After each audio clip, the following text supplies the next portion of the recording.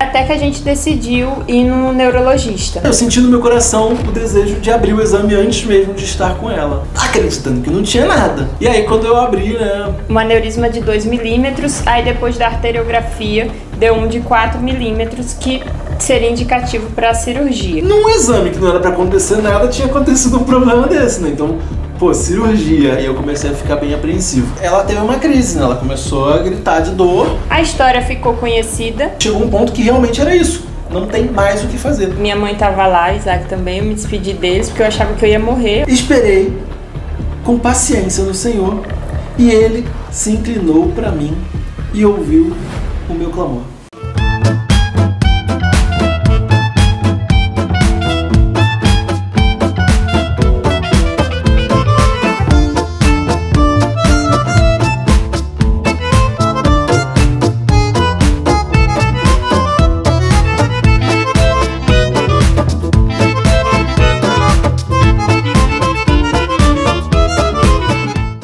E aí eu comecei a orar a Deus muito. E aí tinha um enfermeiro que estava nesse hospital de plantão, o enfermeiro, o chefe do andar, né? E ele me ajudou muito, assim. Ele esteve ali comigo o tempo todo, desde o início da cirurgia da Gleice. E conversava comigo, me fazia rir e falava coisas assim inspiradoras realmente. Como a gente já tinha falado pra vocês antes, tinha pessoas orando por nós em todos os lugares do Brasil, inclusive no Nordeste, que é de onde a Gleice vem, lá de Alagoas. Tinham alguns familiares família, e amigos, né? Famílias da minha prima, eles se reuniram, né, pra orar e eles oravam ao anjo Rafael, né? Eles eram católicos, né? Sim, tinha gente de todas as denominações orando, sim, inclusive católicos. E eles oraram pra esse anjo, né? Pra esse anjo cuidar, né? Não sei se era novena, não sei. Era alguma coisa assim. Um evento assim que eles estavam orando a semana inteira pelo anjo Rafael, né? Isso, exatamente. E aí, depois que tudo deu certo, né? Deu tudo certo na cirurgia, Isaac fez um post falando justamente sobre isso, né? Porque na verdade eu não sabia que eles estavam fazendo isso, né? E esse enfermeiro que estava ali comigo ali fora me ajudando, eu entendi na minha vida que ele foi um anjo naquele momento, né? E eu falei, porque a gente usava aquele Facebook que nossa amiga tinha criado para poder divulgar as informações para as pessoas, para ser mais fácil de chegar rápido, né? Uhum. E até porque quando você tá nessa loucura toda, você não pode ficar respondendo no WhatsApp, é complicado. Então o Facebook servia como esse canal de comunicação nossa. E aí eu resolvi escrever um texto agradecendo a Deus, comunicando às pessoas que a cirurgia tinha dado certo. E eu falei, Deus usa pessoas, tem anjos para nós nesse mundo.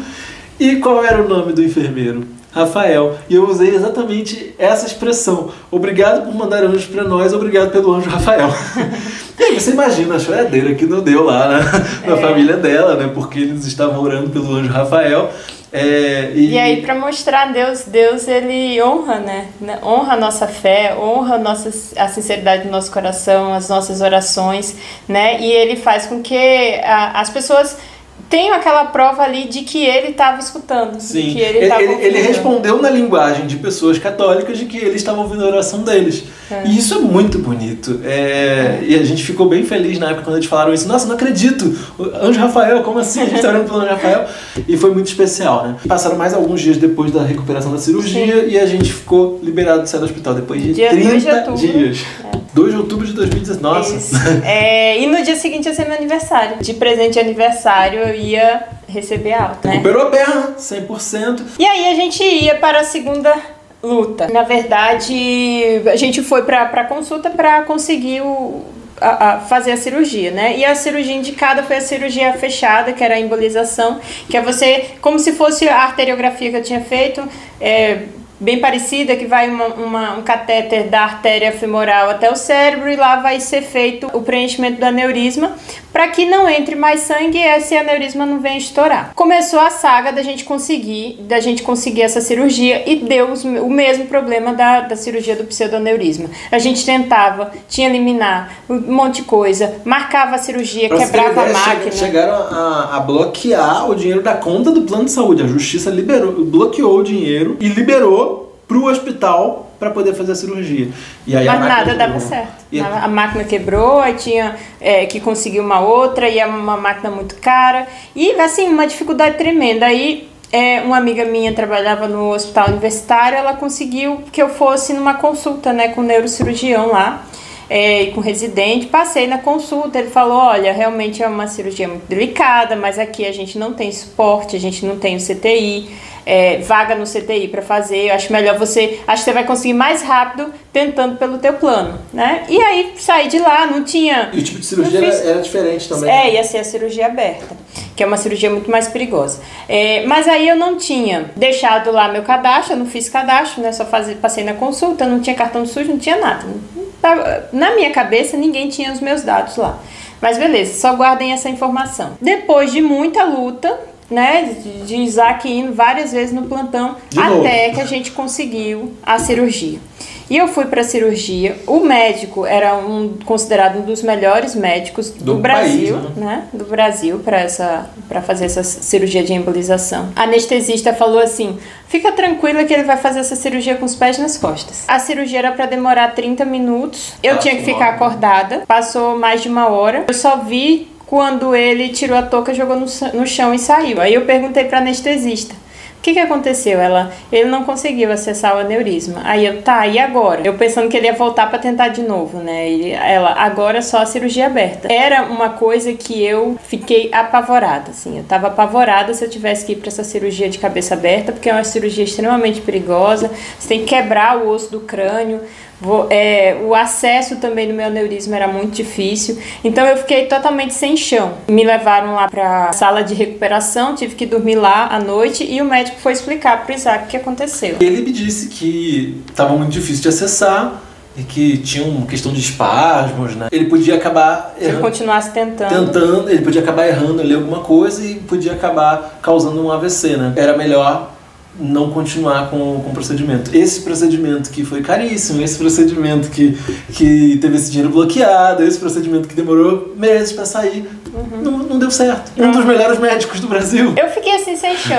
Acho que é pra eu morrer mesmo, não tem jeito, não tem outra explicação. Como é que isso pode dar tudo errado assim tantas vezes? Né? Era uma saga, assim, a gente botava, hoje eu vou fazer a cirurgia, e daqui a pouco, não deu certo, assim, direto no Facebook, não deu certo, e nunca dava certo, fiquei sozinha. Não tinha acompanhante, né? Eu tive cabeça, assim, foi uma noite muito difícil. Eu tava devastada, e até porque eu fiquei com um problema. Um dos meus olhos, eu olhava, tipo, se eu estivesse olhando para uma pessoa, eu só ia enxergar ela da cintura para baixo. É como se eu tivesse só metade da visão, metade do olho.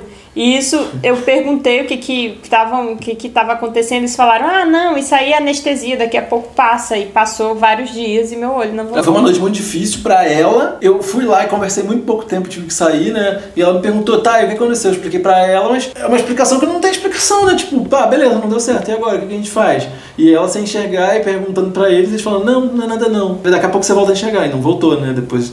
até que ir para oftalmologista, fazer um monte de coisa, enfim. Mas a benção é que eu enxergo direito agora.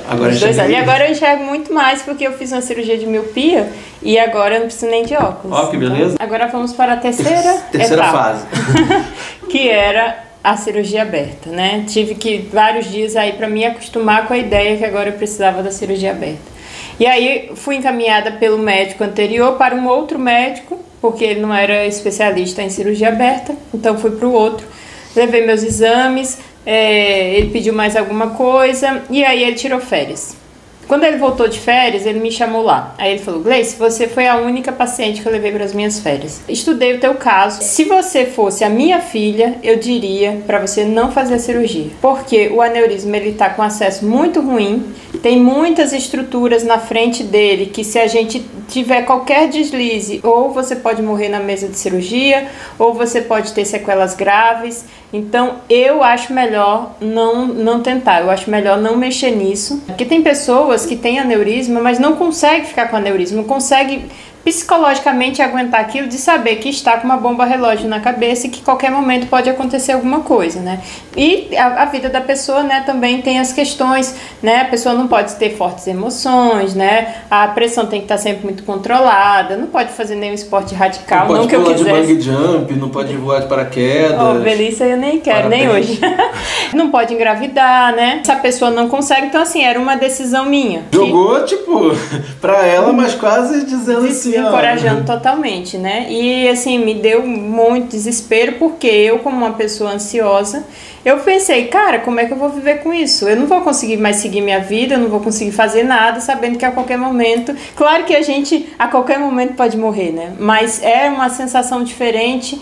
Parece que a gente sabe que a gente pode morrer, mas a gente vive como se a gente não pudesse. E aí quando você tem uma coisa dessa, é como... Não, pô, realmente, é real o negócio, né? Fui com essa informação pra casa, conversei com o meu pastor, conversei com os irmãos da igreja, falei meu testemunho, pedi oração, as pessoas oraram por mim, até o momento que eu tomei uma decisão que eu nunca pensei que eu fosse tomar. Eu decidi que eu ia ficar com aneurisma e que eu ia entregar a minha vida nas mãos de Deus, e Ele que ia decidir o momento que Ele quisesse, que Ele queria me levar. Queria tentar viver assim, mas não viver com ansiedade, com medo, com preocupação. E foi isso que eu pedi a Deus, foi isso a oração que eu pedi para todos, para que eu conseguisse conviver com aquilo. E quando eu contei isso na igreja, as pessoas até ficavam admiradas, né? Nossa, como é que você consegue contar isso com tanta serenidade? Naquele momento eu já estava muito serena, já estava me acostumando com a ideia. A única coisa que eu fiz diferente, né, além de aceitar, eu estava lendo um livro que é o Conselhos sobre Regime Alimentar. Tem uma frase bem grande, mas eu vou ler só um trechinho dela, que diz assim: Deus não operará milagres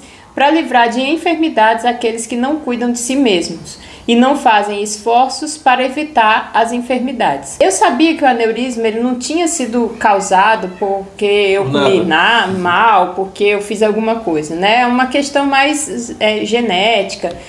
Eu sabia que não tinha nada a ver com isso, mas eu queria um milagre. Eu comecei a pensar que a minha única forma de sair dessa era um milagre, porque nada estava dando certo. A pessoa que nunca acreditou que milagre pudesse acontecer sem a intervenção de profissionais de saúde, né, no caso da saúde, eu comecei a pensar que era a minha única alternativa, era acreditar dessa forma. Então mudei o meu estilo de vida. Comecei a me alimentar melhor, comecei a fazer exercício físico, inclusive mesmo estando com aneurisma, entrei no tecido acrobático, né? Você estava hipertensa antes, e depois que você melhorou o estilo de vida, você tomava 3 comprimidos por dia e parou de tomar remédio, né? E nunca mais virou hipertensa, né? Sim, a minha pressão melhorou muito, né? E essa questão de eu ter entrado no tecido é interessante porque eu não fazia exercício nenhum. Aí a pessoa com aneurisma vai fazer logo o quê? Uma coisa mais complicada, que seria... Você não pode fazer nada com emoções fortes. Tá bom, vou fazer tecido. E aí eu fui, mas foi muito bom pra mim. Foi maravilhoso. Isso me ajudou muito a tomar gosto pelo esporte, porque eu era uma pessoa que entrava na academia, ficava 3 meses, trancava e voltava depois de um ano. Era sempre assim, né? As coisas da nossa vida, se a gente deixar as coisas erradas, elas vão se repetindo, até que a gente toma as rédeas da situação e a gente começa a dizer, a gente que tem que ter o comando, né? O controle das nossas atitudes. Então, acaba aqui assim nossa história, né? Gleice resolveu ficar com aneurisma, estamos aí, né? Não? Só assim, né? Não fala isso, senão o pessoal vai embora. Vai embora não, gente, tem mais. Fica aí. E aí, assim, tava vivendo, né, uma vida relativamente normal, sabendo, né, que poderia acontecer, mas eu não estava sofrendo tanto com isso. Eu estava tentando manter, né, cuidar do meu corpo, né, cuidar do templo do Espírito Santo e manter uma vida saudável. Até que um dia, um domingo, isso foi muito curioso, porque foi em um domingo à noite, me ligou um médico do hospital universitário. Aquele hospital que eu já tinha ido, né, anteriormente, que eu não deixei meus dados, não fiz cadastro, não fiz nada, falando assim: Gleice, se você quiser operar, a gente consegue fazer a tua cirurgia aqui. O médico te liga no domingo à noite, sim, pra te oferecer pra fazer cirurgia no hospital. Eu lembro que eu falei, tá bom, eu quero, e desliguei. E depois eu fiquei assim, cara, como assim? Um médico me liga, como é que ele tinha meu telefone? Eu já tinha decidido que eu não ia fazer essa cirurgia, por que isso agora? Por que isso voltar pra minha vida? Eu fiquei naquele impasse, né? Conversei com o Isaac, mas depois a gente pensou assim, gente, se uma pessoa liga, né, num dia totalmente anormal, atípico, pra mim isso é um milagre. Ele falou que eu ia internar no outro domingo e operar na quarta. Fui pra internação, fiquei todos esses dias lá, eles só me explicando como é que ia ser, né? Eu ia ter que raspar a cabeça. Na terça-feira eles vieram com um termo pra eu assinar. Foi um dia muito complicado pra mim, que eu lendo lá tudo que poderia acontecer, né, caso a cirurgia desse errado, né, várias sequelas, morte e tal. A minha maior preocupação era ter sequelas. O orgulho, né, mais uma vez, e não só o orgulho, mas eu acredito que qualquer pessoa, né, eu acho que pode pensar assim. Eu pedi a Deus o seguinte: se tiver que acontecer alguma coisa, que eu descanse. Mas tá, entreguei nas mãos de Deus, seja feita a vontade de Deus. E na terça-feira à noite, né, à tardezinha, Isaac foi lá pra gente conversar, né, se despedir antes da cirurgia. Esse foi o dia mais difícil de todos, desde o início desse processo pra mim. A gente ficou nesse processo por volta de 1 ano e meio, né? Ali seria o dia final, né? Só que a Gleice me chamou pra ter uma conversa um pouco mais séria. Eu lembro que ela falou assim: olha só, a gente viveu tudo isso aqui até agora, passamos por todas essas coisas, a gente viu que Deus opera milagres, mas você já parou pra pensar se o objetivo dele foi diferente? Porque a gente confia no poder de Deus, que ele é capaz de fazer qualquer coisa. E ele não precisava provar pra gente, mas ele já mostrou pra gente que ele faz. Mas e se ele não quiser? E se não for da vontade dele dessa vez? E aquilo ali foi uma paulada na minha cara. Ela tinha razão, porque nós temos que entender que Deus é poderoso, mas também temos que entender que Deus é soberano. E isso é uma coisa que o cristão ele precisa aprender. A gente precisa orar com fé, com força de vontade, com toda a nossa alma, mas a gente tem que aceitar se Deus fizer diferente da gente. Isso é muito difícil. Você imagina um jovem de 20 e poucos anos ouvir isso da esposa com todo esse contexto que a gente já estava passando. Sim. Eu quis ter essa conversa porque eu estava muito preocupada com o Isaac. Eu queria saber dele se ele iria continuar com a mesma fé, né? Porque se Deus decidisse me curar, ele era Deus. Mas se ele decidisse não me curar, se decidisse que era o momento de eu descansar, eu queria que o Isaac continuasse acreditando que Deus continuava sendo Deus. Confesso que não foi nada fácil, porque eu comecei a pensar nisso e aí eu fui o caminho todo falando com Deus: não, Senhor, você é soberano, mas você não pode fazer isso comigo não. Como assim, você é soberano, mas você não pode? Mas assim, gente, o desespero ele é algo que mexe muito com a nossa cabeça. A gente fala coisas, depois a gente pensa, se arrepende, mas eu acredito briguei que Deus com Deus, entende. eu chorei com Deus, eu fiz de tudo aquele dia. Né? Eu acredito que Deus entende a sinceridade do nosso coração, porque eu já briguei muito com Deus, porque eu não tive só esse problema de saúde, eu tive vários outros, né? E depois, futuramente, a gente vai fazer na verdade, mais... a gente tem uma história de várias coisas na nossa vida. Futuramente, né? a gente vai fazer mais vídeos sobre isso, né? E até o nosso processo de entender o porquê dessas coisas todas acontecerem, mas uma coisa eu posso dizer, que o cristão é provado. Provado mesmo, e se não aprender com tudo que a gente passa, realmente... Com certeza. É que Deus usa, né? Deus usa todas as dificuldades, os problemas que a gente tem na vida para nos capacitar, para nos tornar mais forte, né? Mas aí aquele dia, a Gleice falou isso comigo, eu tentei me conter ainda, chorei bastante, mas tentei me conter, mas eu fui o caminho do ônibus inteirinho, foram 2 horas de viagem. Pense numa viagem que demorou, parecia que tinha sido um dia. E eu chorava copiosamente, me acabando de chorar, e as pessoas no ônibus preocupadas comigo, sem saber o que fazer, queriam me ajudar, e eu precisei de calmante para dormir naquela noite, né? Porque no dia seguinte, 7 horas da manhã, ela já ia pra sala de cirurgia. Se fosse, porque ainda surgiu de última hora...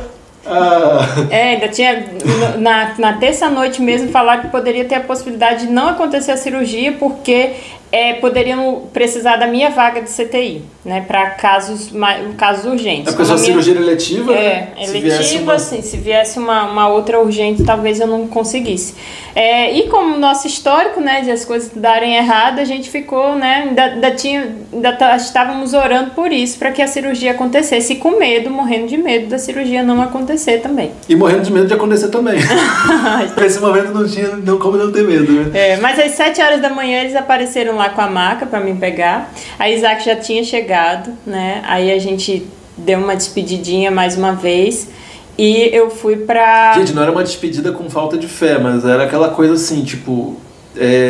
nossa, e se esse for o nosso último abraço? E se esse for o nosso último... Nossa, não consigo nem falar, né? Mas não era uma despedida de...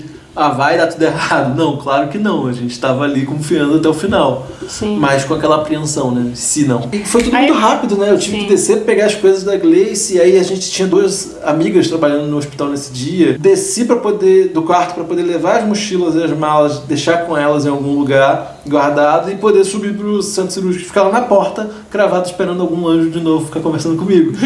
No dia da internação, que foi no domingo que eu cheguei lá, quando eu cheguei não tinha leito no hospital. Falaram, não tem seu nome aqui, não tem leito separado pra você. Nem cadastro, não tem cadastro, não tem nada. E aí eu liguei pra aquele telefone que me ligou, daquele médico que me ligou, aí ele falou, Gleice, espera aí que eu vou resolver tudo. Aí daqui a pouco veio uma médica e falou assim, olha, já tá separado o teu leito, a gente vai fazer o teu cadastro, tá tudo certo, tá tudo certo pra você ser internado. Mas esse médico mesmo, eu nunca vi. Né? Eu até perguntava às pessoas, ninguém conhecia. Fui pra cirurgia, tava aquele problema no olho, né? Já não enxergava metade, ainda tinha miopia, astigmatismo e eu precisava usar óculos. Eu usava um óculos aí de 5 graus, só que pra ir pra cirurgia você não usa nada, né? Então eu via todo mundo meio embaçado, né? Eu não conseguia identificar ninguém, lembrava da voz do médico, mas eu não percebia que ele estava ali no centro cirúrgico. Eu ficava, gente, ele não vai vir. Já estavam fazendo anestesia, eu tomei midazolam, né? Ele faz dormir muito rápido. Me deram uma ampola e eu não dormi, continuei acordada. E pra quem conhece a Gleice ela dorme em pé. Muito facilmente, verdade. Se me der um comprimido placebo, dizer, esse aqui dorme, aí eu tomo, cai. O médico falou, vou dar outra ampola de midazolam, e deu a outra ampola. E eu não dormi, eu continuei acordada. Eu lembro de um dos médicos falando, gente, essa menina não dorme não, como é que é isso? Ele já estava com um motorzinho pra raspar minha cabeça, quando veio uma pessoa e falou assim, para tudo aí. É tipo cena de filme, né? Como assim? Ela tá 3 dias internada no hospital. Do nada, na hora da cirurgia, já com os remédios pra dormir, sim, alguém fala para. Não, calma aí, não raspa a cabeça dela não, que ela não vai fazer a cirurgia, não. Aí eu, meu Deus, eu não acredito. Não é possível que de novo isso não vai acontecer. Aí o pessoal, mas por quê? Não, porque ela vai ter que fazer o exame, mas a cirurgia dela foi cancelada. Aí o médico falou, então vamos passar ela pra outra maca pra levar pra sala de exame. Aí eu falei, não precisa. Aí eu pulei de uma maca, subi na outra e ficou todo mundo assim, como que ela tá andando? Né, com as ampolas. Mas eu fiquei acordada o tempo todo. E aí me colocaram numa maca no lado de fora do centro cirúrgico para que outras pessoas viessem me buscar para levar pro exame. E nisso apareceu uma pessoa. Não vi a cara dele, como eu falei, eu tava sem óculos, mas era a voz do médico que me ligou. E ele tava todo de azul. Aí ele falou assim, Gleice, o que aconteceu? Aí eu falei, não sei. Eles me falaram que não vão mais fazer a cirurgia. Aí ele falou, mas por quê? Não deram um motivo, só falaram que eu vou ter que ir pro exame. E ele tocou no meu braço aí falou assim, mas fica tranquila que você hoje vai sair daqui bem. E foi embora. E eu achei esquisito aquilo, né? Eu não fiz a cirurgia e vou sair daqui bem. Tá. E aí me levaram pra fazer o exame. Foi uma tomografia. Eles estavam cochichando lá. Daqui a pouco ele veio falar comigo, olha, Gleice, você não tem aneurisma não. Como assim? Eu tenho 2 exames, 2 angiorressonâncias, uma com aneurisma de 2 milímetros, outra com aneurisma de 4 milímetros, arteriografia com aneurisma de 4 milímetros, a terceira arteriografia que eu fiz, o aneurisma já estava com 5 milímetros. Aí eles fizeram esse exame e não tinha aneurisma nenhum. Enquanto isso eu não sabia de nada, né? Eu voltei lá pra procurar no quarto, no andar do quarto, e eu falei, mas eu tenho que ir lá no centro cirúrgico. Não tá no centro cirúrgico. Aconteceu um probleminha, alguma coisa assim. Eles me falaram um termo que peraí, o que aconteceu? Como assim? Não, aconteceu alguma coisa, ela não foi pra cirurgia, não. E aí eu já fiquei com o coração na mão, preocupado, sem saber, né, o que aconteceu, será que passou mal? Foram momentos de muita apreensão de novo, né, porque como assim mais uma vez não vai fazer cirurgia? Como assim vai fazer um exame se ela tá aqui internada esses dias todos e ninguém fez um exame? Por que eu vou fazer um exame agora, logo na hora que ia fazer a cirurgia, né? Eu fiquei assim, meio chateado, né, meio indignado. E aí eu consegui finalmente chegar no lugar que a Gleice estava. E ela falou, olha, eles disseram que não tem mais aneurisma. Como assim não tem mais aneurisma?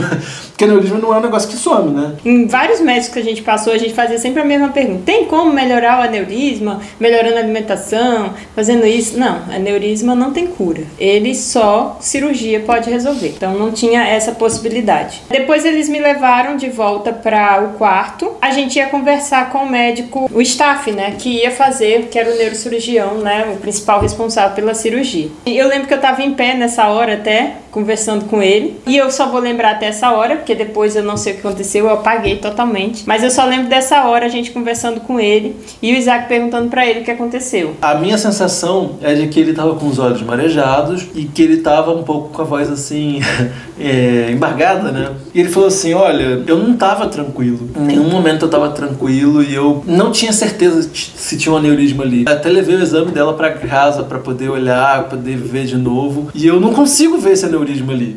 Sendo que nesses exames todo mundo viu de várias equipes de hospitais diferentes, né? Então, esse único médico tava bancando de que não, eu ele não tenho não conseguiu certeza. enxergar. Você imagina se ele abre a cabeça dela com essa dúvida de que não tem um aneurisma. E por ser uma cirurgia muito séria, né? E aí foi exatamente por isso que ele falou, não posso abrir a cabeça dela, não posso fazer uma cirurgia dessa se eu não tenho 100% de certeza. Aquilo tudo, nossa, ficou muito, muito confuso na nossa mente, né? Peraí, agora a gente bugou mesmo, né?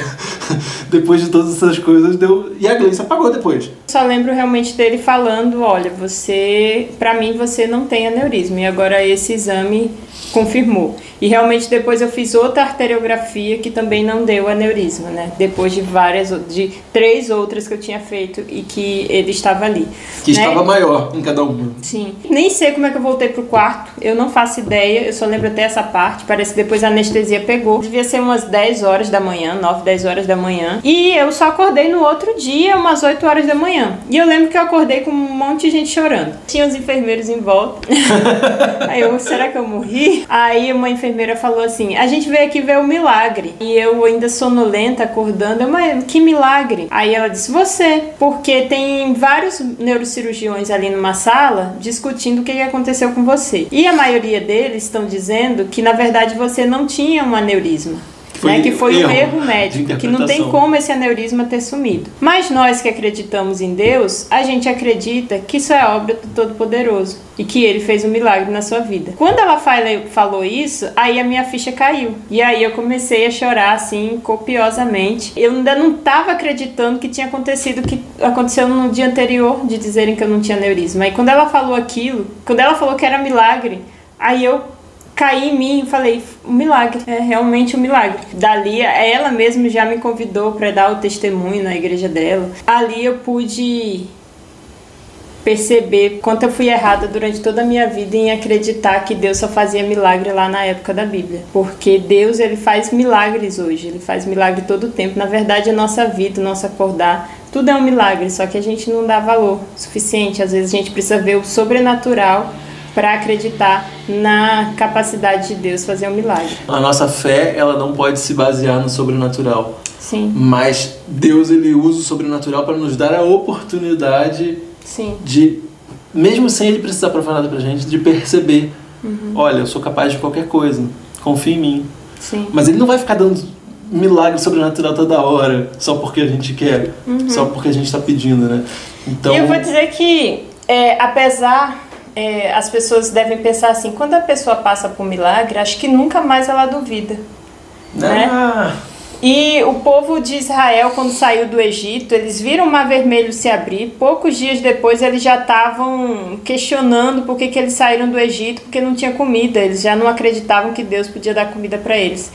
E já se passaram 5 anos e eu já passei por outros problemas, por outras questões que fizeram com que eu duvidasse mais uma vez de Deus, né? Mas Deus, ele é tão misericordioso que ele vai ensinando, A última coisa que eu passei, Deus falou claramente para mim, você esquece das coisas que eu já te fiz no passado? A Bíblia fala em muitos versículos, não deixem de contar as coisas que eu já fiz para vocês, não deixem de lembrar as coisas que eu já fiz por vocês no passado. E isso é uma lição pra gente hoje, quando a gente tem dificuldade, quando a gente passa por problemas, a gente tem que lembrar de tudo que Deus já fez pra gente, né? É tirar o foco daquele problema que a gente está passando, daquela doença que a gente está passando, e lembrar de tudo que Deus já fez pra gente, de como Ele é soberano, de como Ele é poderoso, e que se Ele está permitindo aquilo, Ele tem um propósito para nossa vida. Não só com esse grande milagre que eu passei, mas com todas as outras experiências que eu vivi e que eu continuo vivendo, isso só vem fazendo com que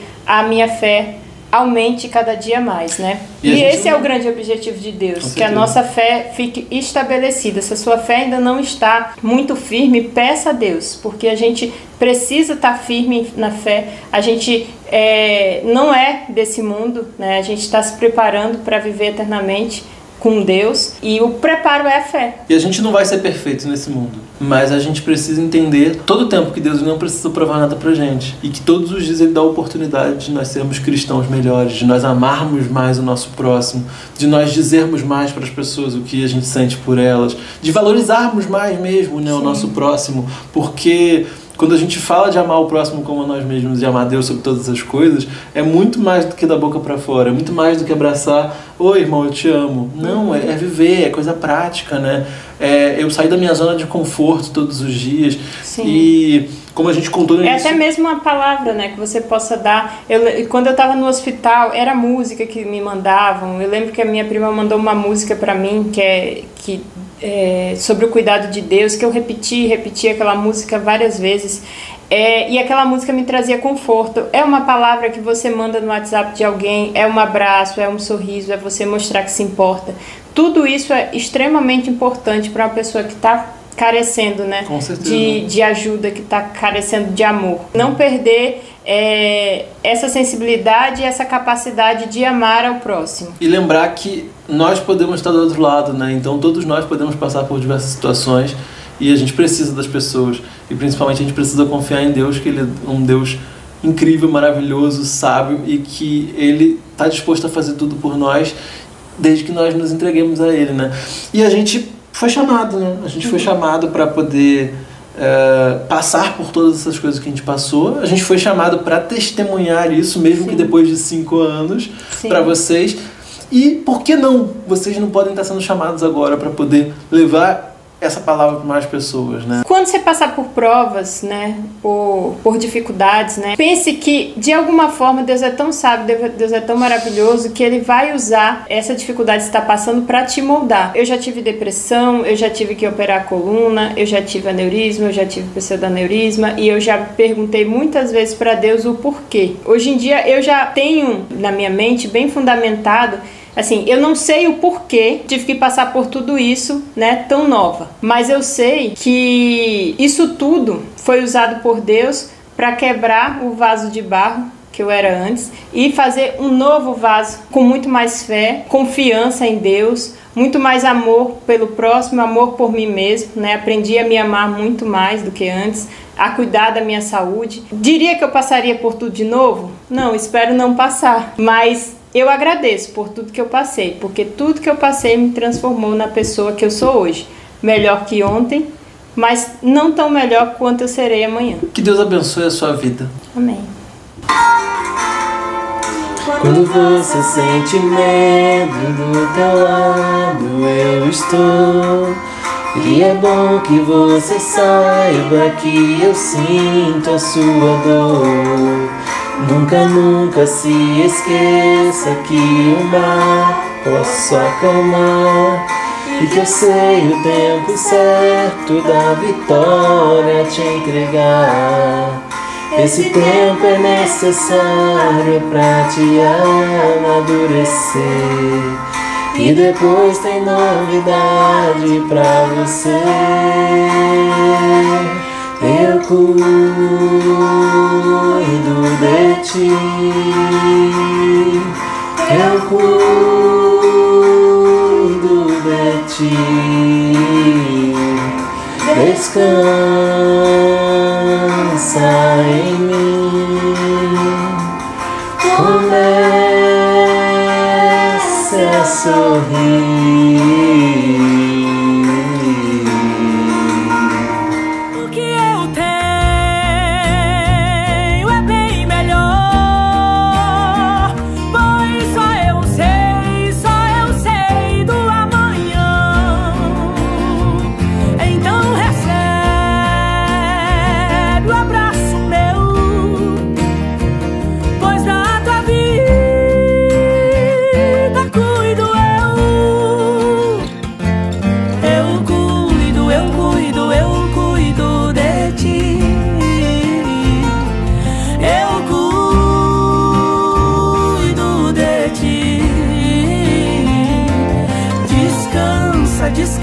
Descansa em mim.